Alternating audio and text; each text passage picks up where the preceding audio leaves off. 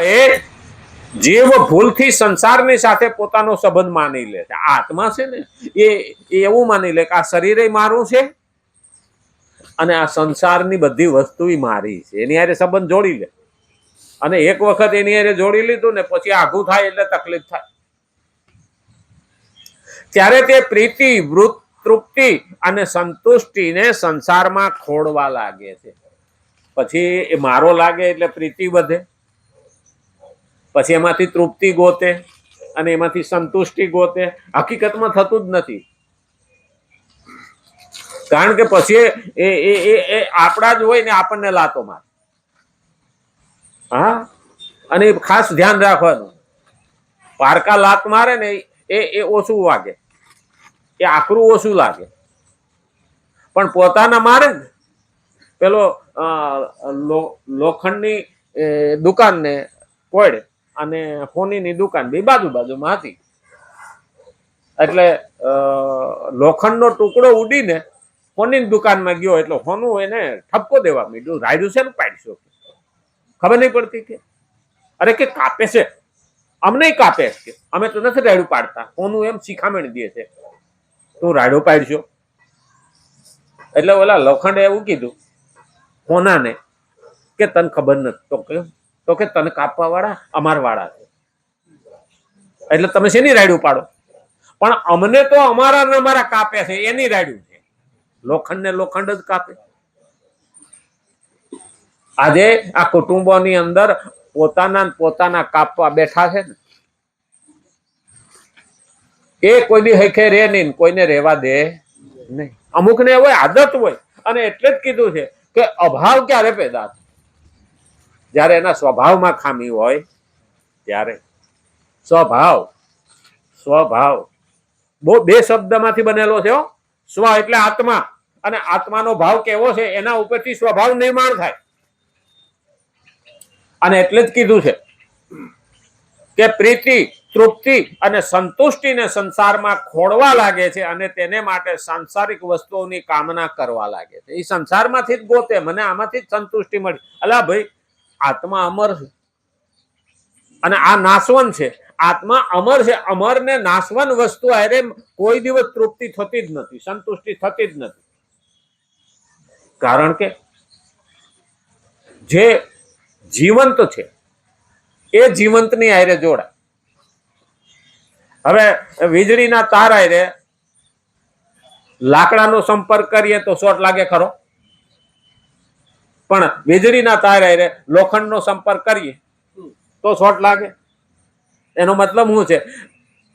વીજળીનો તાર છે એ ધાતુ છે અને લોખંડ પણ ધાતુ છે. બંને ધાતુ જો મળે તો શોર્ટ લાગે, તો પ્રવાહ થાય. તો આત્મા અને પરમાત્મા બે અવિનાશી છે. હવે એનો બેનો મેળ બેહે તો જ થાય, બાકી સંસારની વસ્તુ નિર્જીવ છે, લાકડા જેવી છે, એનો ને ધાતુનો મેળ કોઈ દી બેસતો નથી. તો જીવ ચોઈટો છે ને, જે નિર્જીવ વસ્તુ છે, જે ભેગી આવવાની નથી, જે નાશવંત છે, જે નાશ થવા વાળી છે, એને ચોઈટો મારું મારું મારું કરી દે અને નડ્યું ન્યા, એટલે દુખી થયો, અભાવ ભેગો ઉભો થયો. આ લાવવું તો હારું, આ લાવવું તો હારું, આ લાવવું તો હારું. હકીકતમાં આપણે છે ને આ ત્રણ વસ્તુ હાટું જ દોડીએ છીએ: સુખ, શાંતિ અને આનંદ. અને આ ત્રણેય અંદરથી આવે. સુખ માનીએ તો હારું. પેલો છોકરો જોવા ગયો તો છોકરીને, એટલે એની માએ કીધું મારી દીકરીને બંગલો જોઈએ, તો કાંઈ મારી દીકરીને ઘરેણા જોઈએ, આપ્યા. ફોર વ્હીલ જોઈએ, આપ્યા. હા, ઘરમાં બધી સગવડ જોઈએ, આપી. મારી છોકરીને સુખી કરવાનું એ મારા હાથમાં નથી. છોકરાએ શું કીધું? એ મારા હાથમાં નથી. સુખી થાવું એ એના મન ઉપર આધાર. ઝૂંપડામાં રહીને પણ માણસ સુખી થઈ શકે, બાકી બંગલામાં રહીને સુખી થઈ શકતો નથી, કારણ કે એ તો મનનો વિષય છે. દુઃખ શેમાં હોય? પેલા એક ભાઈએ કીધું હતું કે બસમાં જતો હતો, એક બેન બાજુમાં બેઠા હતા, એટલે કે આજ તો થાકી ગઈ કે તો કે એટલું બધું શું કામ કર્યું? તો કઈ નહીં, કે પેલે કામવાળીને કામ સીધી સીધીને થાકી ગઈ. હવે આને કોઈ દિવસ અભાવ ખૂટે ખરો? ના ખૂટે. એ ઓલા કપડા ધોવા વાળીને કીધું કપડા ધોઈ નાખજે, હા, કચરા પોતા વાળીને કીધું કચરા પોતા કરી નાખજે, રાંધવા વાળીને કીધું રાંધી નાખજે, કે બધાને ટોકી ટોકીને થાકી ગઈ. તો માણસ કેટલો આળસુ થતો. અભાવ, કોઈ દિવસ એમાંથી તૃપ્તિ મળતી નથી, આનંદ આવતો નથી. આનંદ કેમ આવે? આનંદ શેમાં આવે? જે વસ્તુ આપણને એવું લાગતું હોય કે આ લાવું, આનો અભાવ છે, લાવ્યા પછી મને આનંદ આવશે, પણ એ અઠવાડિયામાં ખલાસ થઈ જાય. ન ભાવો વિદ્યતે, અભાવ ઉભો જ થાય. ક્યાંય પણ માણસ નાશવંત વસ્તુને જીવંત વસ્તુઓથી આનંદ આવતો નથી. તો આનંદ, સુખ અને શાંતિ. આપણા વડવાઓ પાસે બળદગાડા હતા. આપણે અત્યારે 4 વ્હીલ ને પ્લેનમાં ફરવા વાળા થઈ ગયા, છતાં ત્યારે એ લોકો સુખી હતા. અત્યારે આપણે સુખી છે એવું કોઈ? એને પૂછો, વાત શરૂ કરો એટલે કે અરે યાર દુખી દુખી ના પોટલા છે. એરોડ્રોમ ઉપર આટા મારતો હોય ને એ એમ કે છે કે ટાઈમ નથી યાર, 10 મિનિટ પ્લેન મોડું. એટલે તાર બાપાને પૂછ્યા ને, ગાડામાં બળદ ગાડામાં જાતો, એને મોડું ન થતું, તારે શેનું થાય? પણ માણસને અભાવ કાયમ રહેવાનો છે, કારણ કે નિર્જીવ વસ્તુથી સદાય અભાવ રહે અને જીવંત વસ્તુથી તૃપ્તિ થાય. તો જીવંત શું છે? આત્મજીવન છે. આમાંથી ગયા પછી આ દેહની કોઈ કિંમત નથી. એ આખે આખું પૂતળું જીવને શ્વાસ તણી છે સગાઈ, ઘરમાં ઘડી ન રાખે ભાઈ. આ જેમ જેમ આ દેહ ભગવાને આપ્યો ને, ધીરે ધીરે મોટો કર્યો ને, એમ ધીરે ધીરે પાછો આ દેહને ધીમે ધીમે ભગવાન લે. મૃત્યુ તરફ જઈએ ને એટલે ધીમે ધીમે લે. આપણે યુવાન થયા, જાડા થયા, પાતળા થયા, હતા એવડા જૈનમાં હતા, જયારે વજન કર્યું તો ડોક્ટરે જન્મના દાખલામાં લખ્યું હોય કે એટલા કિલોનો હતો, એટલા કિલોની હતી. હા, અને મરે ને બાળીને આવે ને ત્યાં એના અસ્થિઓ ભેગા કરે ને તો એટલા કિલોની થાય. તો જૈનમાં એટલા વજન હતા, તો મરીએ અને અંતિમ ક્રિયા થાય ત્યારે એટલો વજન રહે. તો આ વચ્ચેનો જ ડખો છે.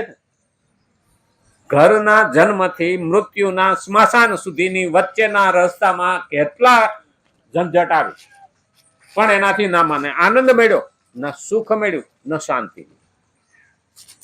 શાંતિ ક્યારે આવે? હંમેશા ઘણાને એવું લાગે કે હું આને આમ કરું તો શાંતિ આવશે. નહીં, મનથી જ શાંતિ હોવી જોઈએ.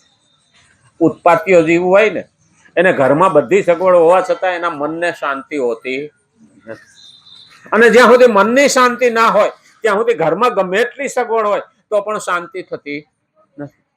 એટલે આપણે જીવન આખું કાઢી નાખીએ ને તો આનંદ, સુખ અને શાંતિ, આ ત્રણેય વસ્તુ. અને આપણે ભાષા થઈ ગઈ હવે. હા, આપણે કોઈને પૂછે ને શું હાલે? શાંતિ. હવે આપણો શબ્દ થઈ ગયો છે કે ખરો શાંતિ, પણ અંદર અશાંતિ હડકતી હોય.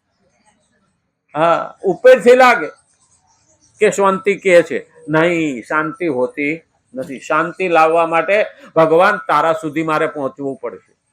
જ્ઞાન આવ્યા પછી ભગવાન તરફ ડોળો જોવાનું બદલી જાય, આપણી દ્રષ્ટિ બદલી જાય. જેમ આપણી દ્રષ્ટિકોણ બદલવો જોઈએ.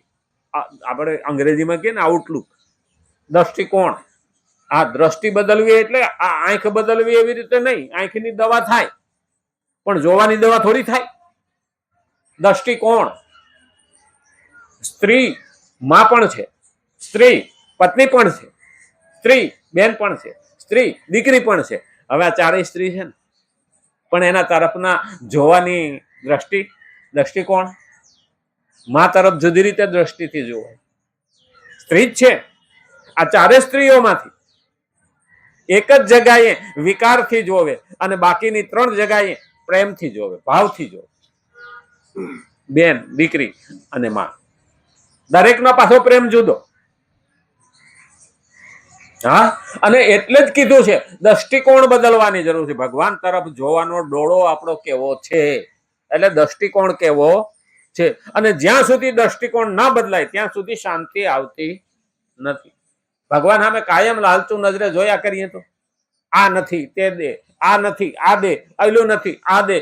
હકીકતમાં કરિયાણાની દુકાને જતા આવીશું તો અહીં લિસ્ટ લઈને જઈએ ને, આ નથી ને ઘરમાં આ નથી ને આ નથી ને, હા કઠોળ લેવાનો છે ને ખાંડ લેવાની છે ને ચા લેવાની છે ને મીઠું લેવાનું છે ને હળદર લેવાની છે, આખું લિસ્ટ લઈને જાય ને એના કરતા મંદિરે મોટું લિસ્ટ લઈને જતા બોલ.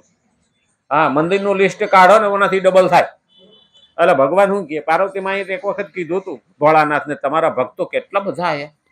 હા શ્રાવણ મહિનામાં કે ગીર્દી ગીર્દી, ભગવાન કે કાંઈ મારા ભક્તો નથી, તો કાંઈ બધા ભિખારીઓ જ છે. અરે કે ભિખારી તો બહાર બેઠા છે કે આ અંદર ના. તો કે એવું કેવું, હા આપણે કે જો પેલે પગથિયે બેહી, એટલે પાર્વતી અને ભોળાનાથ બે ભિક્ષા લેવા હાટું થઈને બેસી ગયા. હવે અંદર જાતા હતા ને, એને કીધું અંદર જાતા હતા અને દર્શન કરીને બારા મારું કામ આ ડોહાઈ નો કર્યું છે. હા હાપ લઈને બેઠો છે પણ કે ખીજાય એટલે પછી ડોહો જ કેવો, ભગવાન નો કે. આપણે તો એવા આપણું નો થાય એટલે દેવ બદલવા વાળા ને, ભગવાન ને બદલી નાખી. આ નો દીધું પેલું નો દીધું ફલાણું નો દીધું. માતાજી કંટાળી ગયા ભોળાનાથ કે હાલો અહીં બે હાથ બેઠા જવું નથી. આ તો બધા ભિખારીઓ જ છે કે, તો તને હું કહું હાસુ જ છે ને. ભગવાન પાસે માગવા જવાની કોઈ જરૂર નથી. ભગવાન પાસે માગીએ પણ એકાદી વખત, પણ આખી જિંદગી માગ માગ જ કરવાનું. નાનું છોકરું હોય તો મા પાસે બાપા પાસે માગે. આપણે જ્યાં સુધી સક્ષમ નતા ત્યાં સુધી આપણે માગ્યું, પણ હવે તો એ મગજમાં હોવું જોઈએ કે પ્રભુ તારા સિવાય મારે કઈ નથી જોતું. આવી જેથી માગણી કરીએ ને તો પ્રભુને પણ આનંદ આવે. પણ આ તો ટાઈમ થઈ ગયો ને, આવતીકાલ રામચંદ્ર ભગવાન કી, કૃષ્ણ કનૈયા લાલ કી, ગજાનંદ ગણપતિ ભગવાન કી જય. નમઃ પાર્વતી પતે હર હર મહાદેવ.